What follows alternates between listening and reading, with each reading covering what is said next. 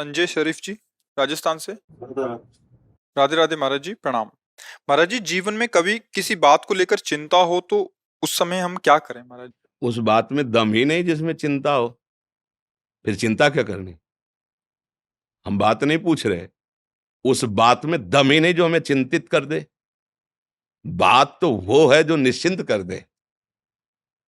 कोई भी बात होगी जिसमें तुम चिंतित हो, हमें जानने की जरूरत नहीं, वो माइक ही होगी। और जिसको परमात्म प्राप्ति की या परमानंद प्राप्ति की या महासुखी होने की बात आई, इसमें तो निश्चिंतता आती है, इसमें चिंता थोड़ी होती है। इसका तो आश्रय लेने मात्र से निर्भय, निश्चिंत, निशोक हो जाता है प्राणी। अच्छा, जगत की कोई भी ऐसी बात नहीं जो आपको चिंता में न डाल दे। एक दो बात नहीं, सब बात है। हमारा पद न छिन जाए, इतनी संपत्ति मिल गई, कहीं कोई इसको लूट न ले, हमारे परिवार के ही हमें धोखा न दे दे। मतलब हर विषय पर दृष्टि डालो, चिंता ही चिंता है। निश्चिंत होने का एकमात्र उपाय है प्रभु के चरणों का आश्रय लेकर दूसरों को सुख पहुंचाने की बात, अपने को कष्ट सहने की बात आ जाए तो अभी तुम निश्चिंत हो जाओगे। बोलो, चिंता का विषय अपने सुख की बात, अपना जहां तक मान रखा है घेरा उसकी बात, अपनी मान्यता की बात, यही हमें चिंता पहुंचाती है। जरा घेरे को तोड़ दो। औदार चरितानाम वसुधैव कुटुंबकम, ये सब विश्व मेरा भगवान का स्वरूप, मेरी आत्मा है। अब चिंता खत्म। मेरे प्रभु जो विधान करते हो मंगलमय होता है, राम का किया मीठा लागे, चिंता खत्म। चिंता जहां है उसे पकड़ो तो चिंता ही मिलेगी। क्यों, किसका प्रश्न है? आप बताइए। चिंता को पकड़ रखे हो इसलिए चिंता है। निश्चिंत होना चाहो तो अभी हो जाओ, इसी क्षण हो जाओ। हम ये पूछेंगे कि क्या चिंता है, तो एक दो चिंता के विषय है, बाजार लगी हुई चिंता की। एक चिंता नहीं है, बाजार लगी हुई चिंता की। हर समय बिना आग के जलाती रहती है चिंता सबको। हम कहते हैं चिंता मत करो, चिंतन करो प्रभु का, गुरुवाणी का, नाम का। अगर निश्चिंत ना हो जाओ तो बताओ। हमारी बात समझना, तुमने जितनी मान्यता मान रखी है अपनेपन की, शरीर में, शरीर संबंधियों में, रिश्ते नातों में, उसकी चिंता, अर्थ की चिंता, हार जीत की चिंता, सुख दुख की चिंता, लाभ हानि की चिंता, मान अपमान की, ये तो सब चिंता की ही बातें हैं। एक है, अनेक हैं। एक जगह ऐसी है जहां सब चिंताएं खत्म हो जाएंगी और आपका हृदय शीतल हो जाएगा। वो भगवान का आश्रय और भजन है। अगर नाम सुमिरन जीवन में नहीं है, भगवान का भजन नहीं, आश्रय नहीं है, तो पानी के मथने से भले घी निकल आवे, असंभव। बालू के पेरने से भले खूब बढ़िया तेल निकल आवे, असंभव। तो बिना भजन के तुम चिंता रहते नहीं हो सकते, ये पक्की बात है। बारी मथे घृत होए बरु, सिकताते बरु तेल, बिनु हरि भजन न भव तरी या सिद्धांत। ये चिंता ही संसार, इसी से मुक्त करने के लिए तो संतों का जो भगवत प्रेमी महात्मा जन है वो सब प्रयासरत रहते हैं कि आप वाणी को समझो, आप नाम को जपो। देखो आनंदित होते हो कि नहीं होते हो? क्यों, कोई इसमें तर्क? जी। महिमा पांडे जी, गुरुदेव आपके चरणों में कोटि कोटि प्रणाम।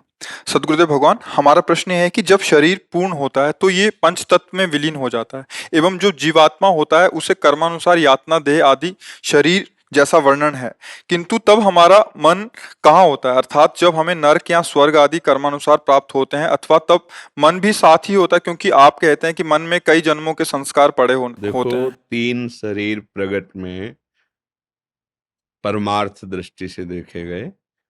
प्रथम ये स्थूल शरीर जो पंचभूत से बना हुआ है। द्वितीय सूक्ष्म शरीर जिसमें मन, बुद्धि, चित्त, अहंकार और पांच ज्ञानेंद्रियां, ये सूक्ष्म शरीर। और त्रिगुणात्मिका सतोगुण, रजोगुण, तमोगुण के द्वारा जो स्वभाव बनता है उसे कारण शरीर कहते हैं। त्रिगुणात्मिका माया कारण शरीर, मन, बुद्धि, चित्त, अहंकार, पांच ज्ञानेंद्रियां, ये सूक्ष्म शरीर। और पंचभूत रचित पांच कर्मेंद्रियां जो बाहर क्रियाशील रहती है, ये स्थूल शरीर। स्थूल शरीर तो छूट जाता है, पर उसका स्वभाव और किए हुए शुभ अशुभ कर्म अंतःकरण सहित, अंतःकरण चतुष्टय चार है, मन, बुद्धि, चित्त, अहंकार। बुद्धि का कार्य निश्चय करना, मन का कार्य संकल्प विकल्प करना, चित्त का कार्य चिंतन करना, और अहम का कार्य क्रिया को स्वीकार करना, मैं करता मैं भोगता। ये पूरा सुरक्षित जाता है, चाहे वो देवलोक जाए तो देव शरीर में, नरक जाए तो यातना शरीर में, या जिस शरीर में भेजा जाए ये पूरा सुरक्षित रहता है, सूक्ष्म शरीर और कारण शरीर। इसी के कारण अनुभव तो सब कुछ मन को ही होता है ना। अभी देखो, यहां से हमें औषधि लगा दी जाए और त्वगेंद्री का संपर्क मन से हटा दिया जाए, तो इसे काट डालो, हम देखते रहेंगे लेकिन कष्ट का अनुभव नहीं होगा, क्योंकि नेत्रेंद्री केवल देख रही है, त्वगेंद्री औषधियों के द्वारा मन संपर्क से रहित कर दी गई।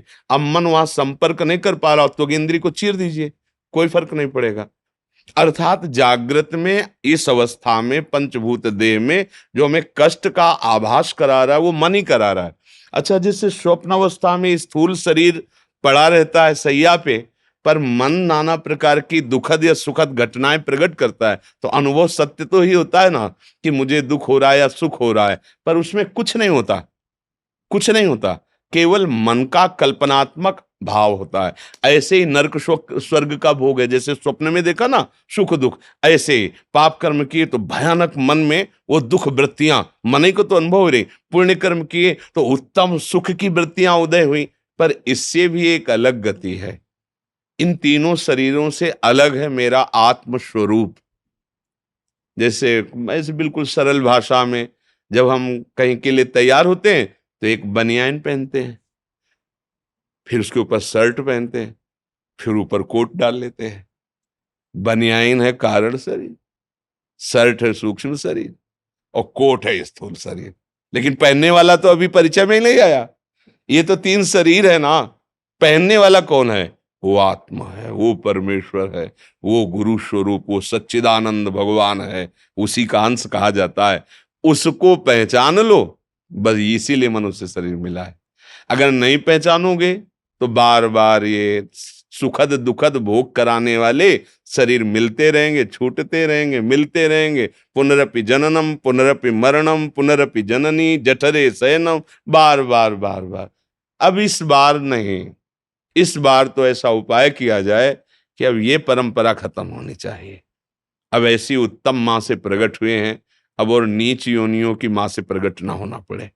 वो भी तो माँ ही है जो जन्म देती है, चाहे जिस योनि की माँ हो। अब भगवान हमें कृपा करके मानव देह दिया, तो हमें गुरुजनों की वाणी के अनुसार चलना चाहिए। जब हमारा अधर्माचरण होता है तो चिंतन का स्तर गिर जाता है, बहुत नीच कोटि का चिंतन होता है, जिसे स्वार्थ कहते हैं।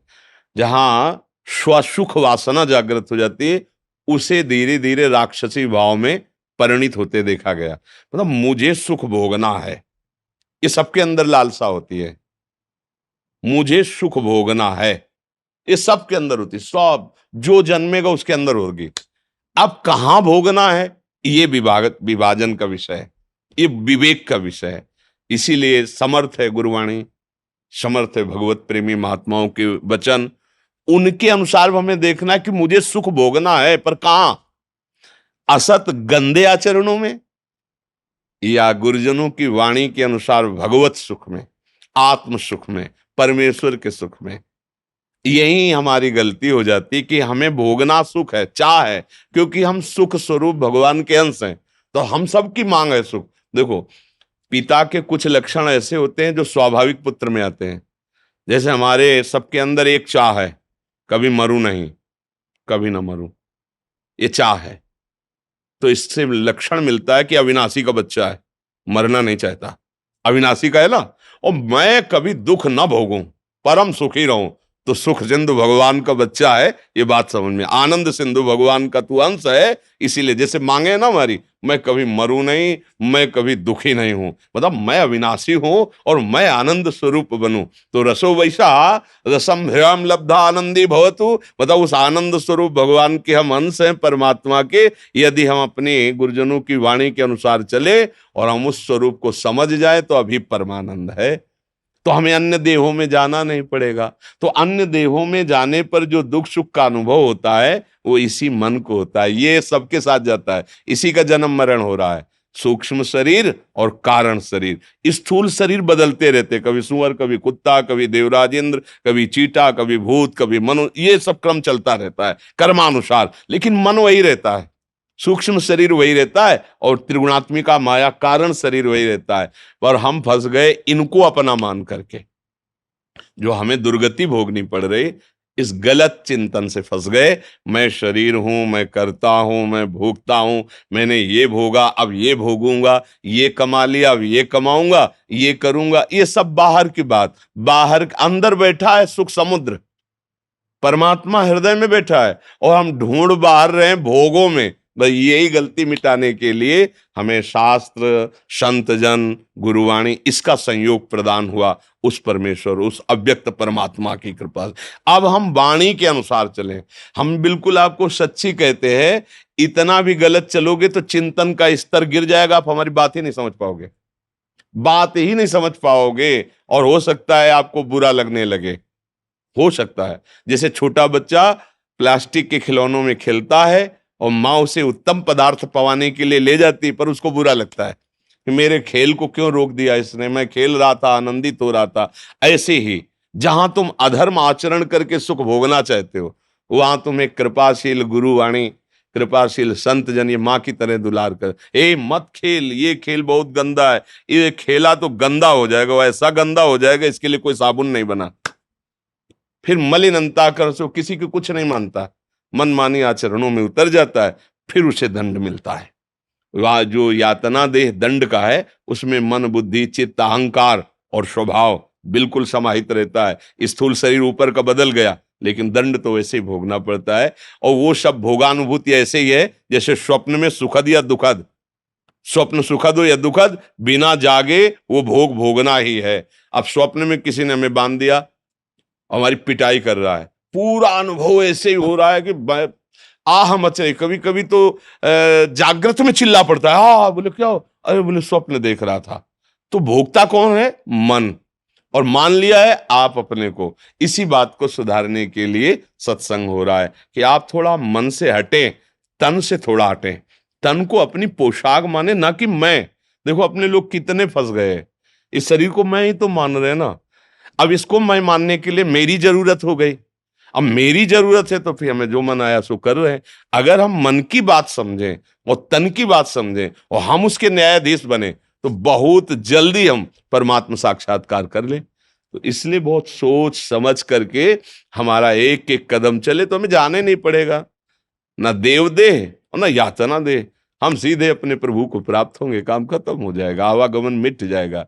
नहीं तो मन, बुद्धि, चित्त, अहंकार और ये त्रिगुणात्मिका माया के द्वारा रचा हुआ स्वभाव ये साथ जाता है। लोक लोकांतर कहीं भी जाओ, आ ब्रह्म स्तंभ पर्यंतम सर्वम मायामयम जगत, तिनके से लेकर ब्रह्मा तक जो कुछ भी है सब माया में है। यहाँ की दौड़ भाग, बस थोड़ा अच्छा स्वप्न समझ लो।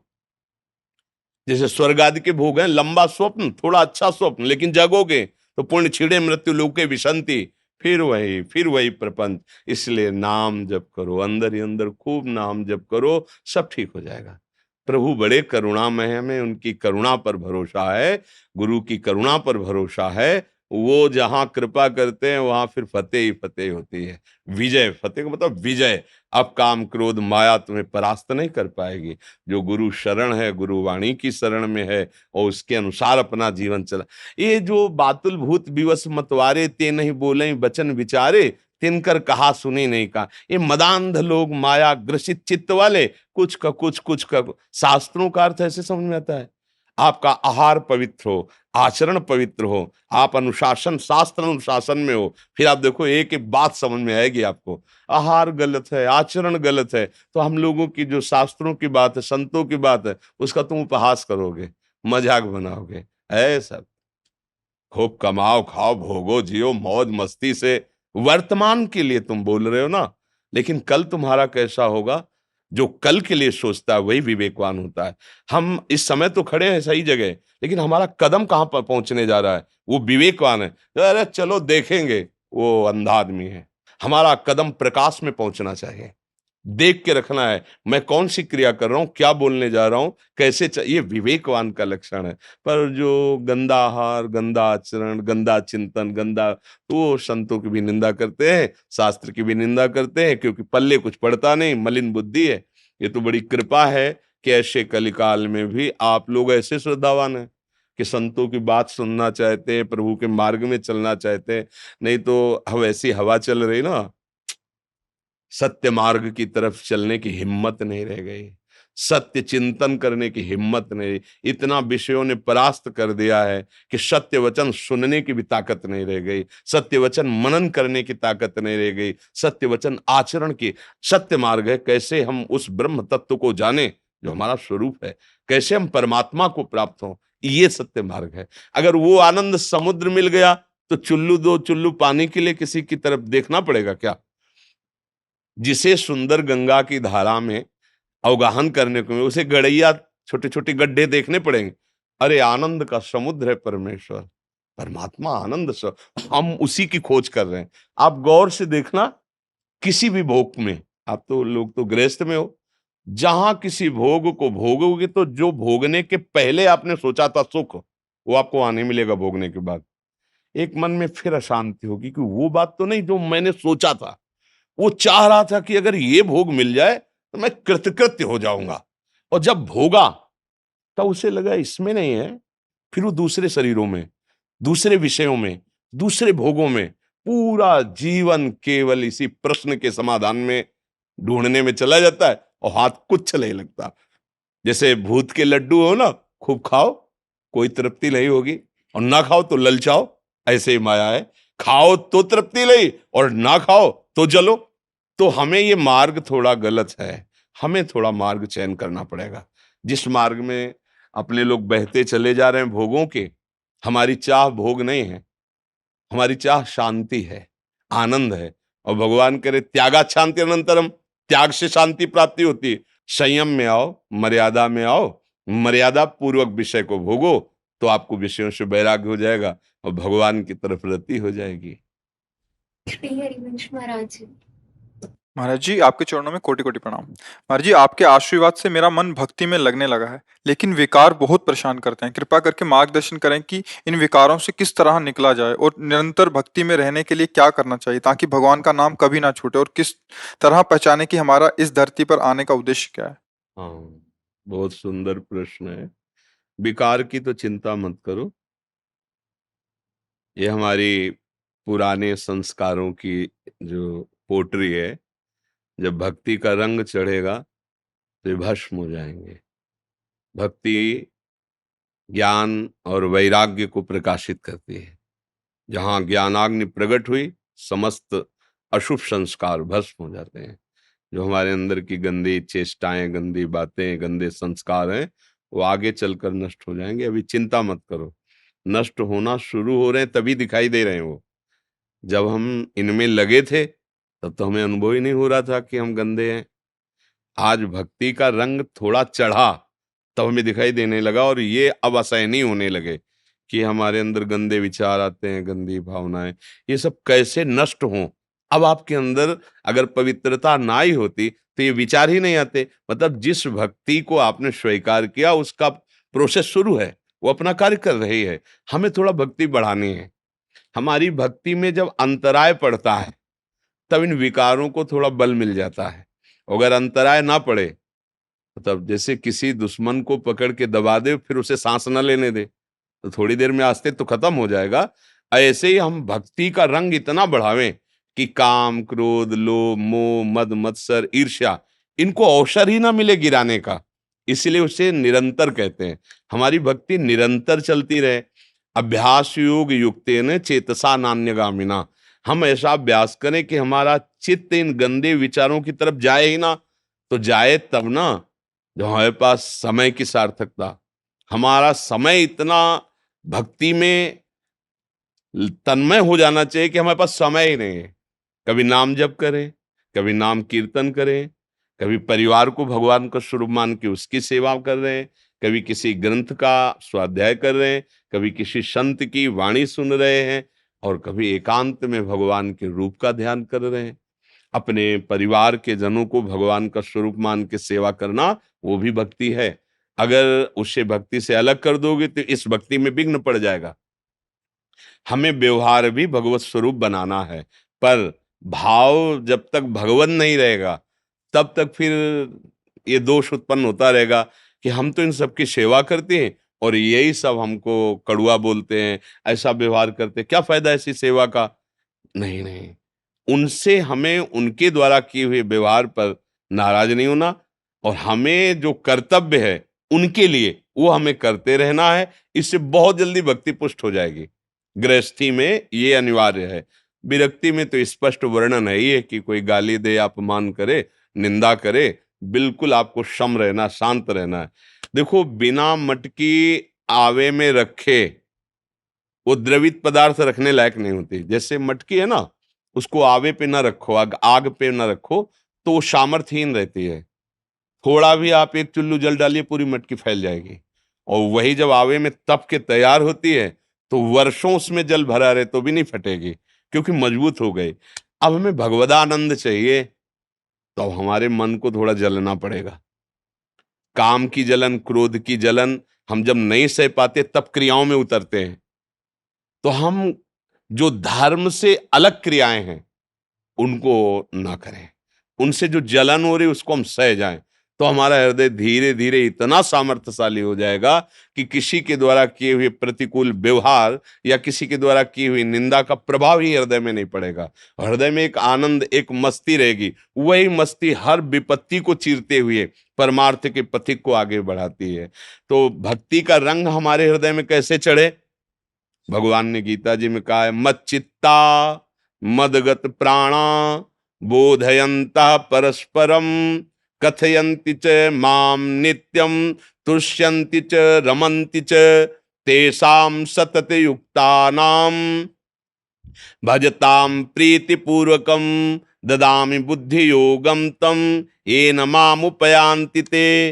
मत चित्ता, मेरे चित्त वाले बनो। अभी चित्त विषय चित्ता, अभी चित्त विषयों का चिंतन करता है, व्यक्ति का चिंतन करता है, पदार्थ का चिंतन करता है। अब मुरारी पादार्पित चित्त वृत्ति, चित्त ही नहीं, एक एक वृत्ति कृष्णाकार हो, भगवदाकार हो, यह हमें प्रयास करना है। योगी जन चित्त वृत्ति का निरोध करके परमात्मा स्वरूप में लगाते हैं, ज्ञानी जन चित्त वृत्ति का लय स्वरूप में कर देते हैं, और भक्त जन चित्त वृत्ति को अपने भगवान में लगाते हैं।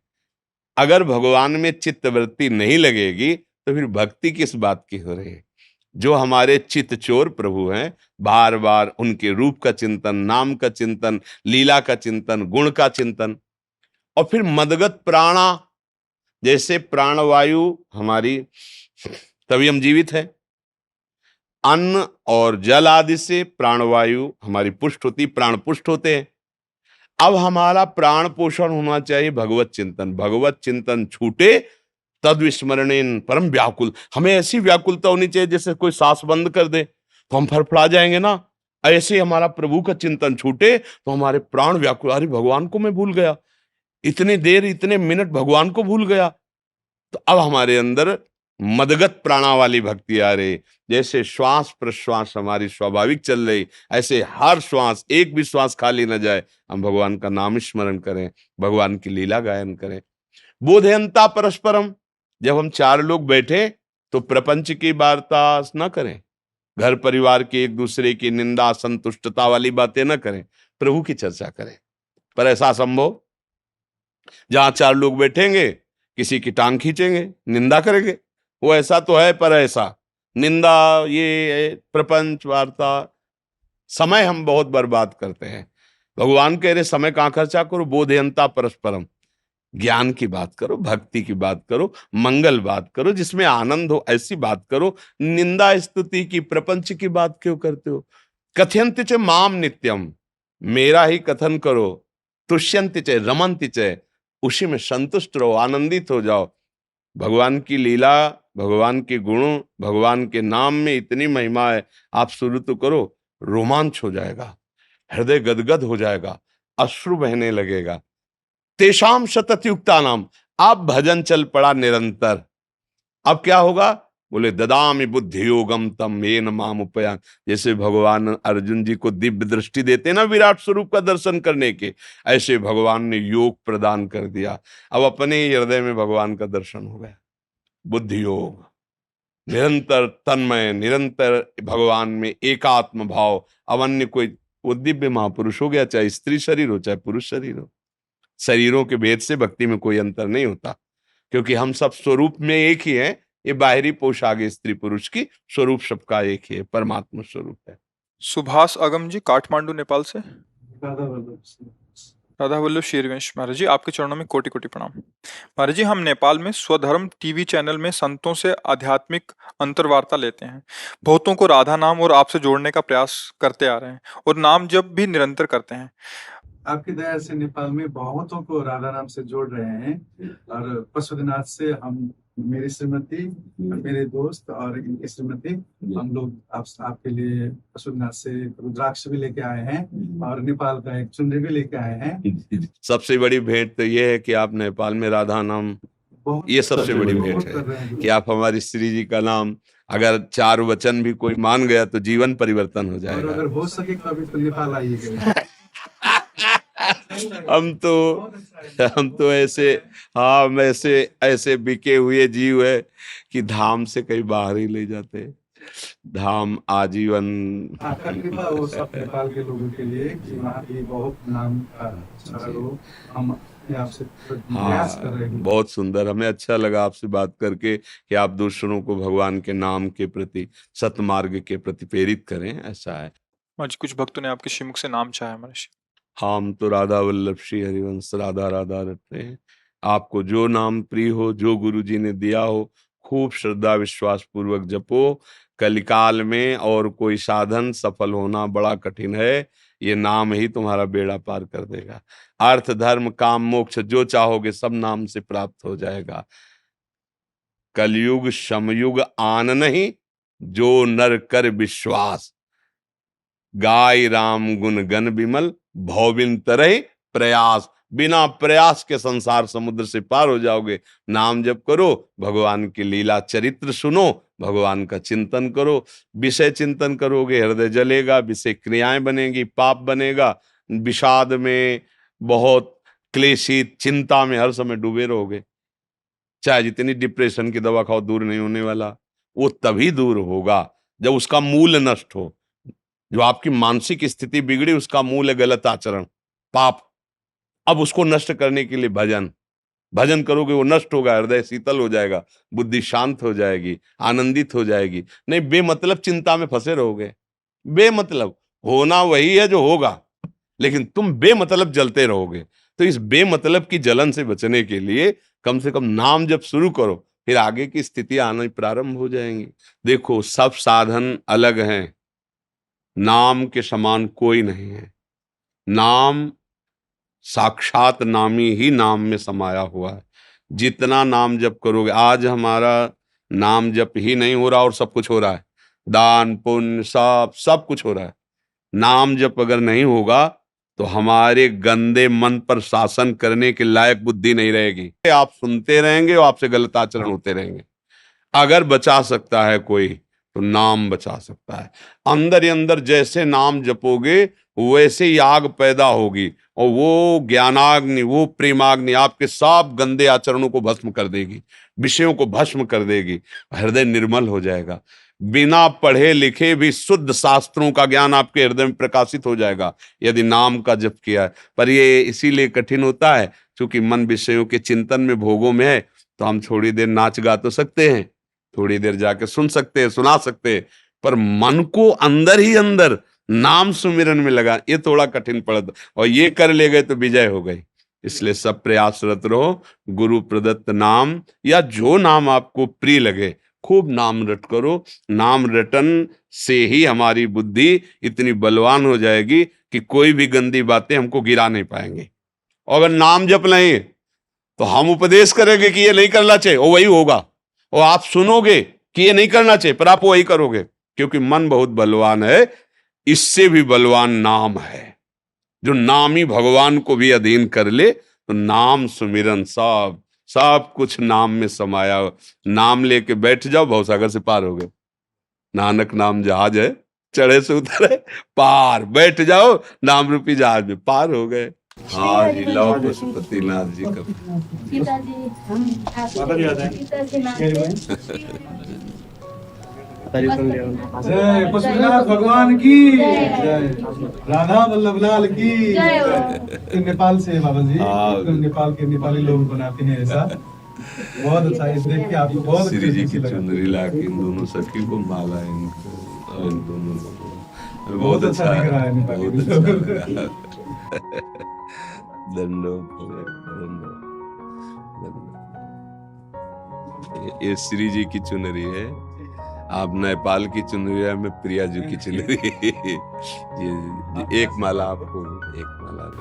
आपका आशीर्वाद से नेपाल में और नाम का हाँ। धुन चले। जी जी, बहुत बहुत लोग को से भी जुड़ा है, बहुत लोगों ने आपको चाहा है, और मुझे पता है कि और भी लोग जुड़ेंगे। और हम हर प्रयास करेंगे कि और भी जुड़ेंगे। धन्यवाद। पशुपतिनाथ से महाराज जी के स्वास्थ्य की कामना करते हैं। इसीलिए सुरक्षित है, आप सबके आशीर्वाद है। धन्यवाद। ओके, राधा वल्लभ। राधा वल्लभ श्री